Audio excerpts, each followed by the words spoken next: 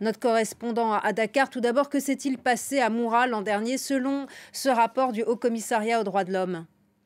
Alors, selon ce rapport, ce jour-là, c'était jour de marché, jour de foire dans la localité de Moura. Il y avait plusieurs centaines de civils sur place et ils ont vu sur place, ils ont vu dans le ciel, pardon, cinq hélicoptères de l'armée régulière du Mali accompagnés de ses partenaires extérieurs. Un des appareils aurait ouvert le feu.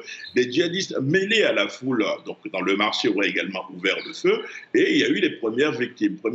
Et le rapport estime pendant 4 jours, l'armée malienne, c'est une citation, au moins 500 personnes auraient été tuées en violation des normes, standards, règles et ou principes du droit international.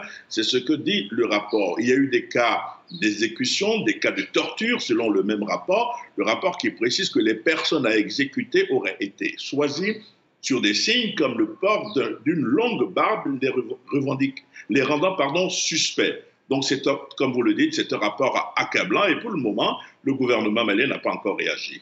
Et qui sont ces combattants étrangers pointés du doigt? Oui, alors le rapport ne le dit pas clairement, mais dans le même rapport, on rappelle que par rapport à ces étrangers, ces partenaires étrangers, que le ministre des Affaires étrangères de la Russie avait précisé à un moment qu'au Mali, il n'y avait pas d'instructeurs russes, mais que c'était plutôt la compagnie privée Wagner qui opérait. Donc c'est probablement de cela que parle le rapport sans les nommer. Merci beaucoup Serge Daniel pour vos précisions. Merci à vous. Toujours dans l'actualité.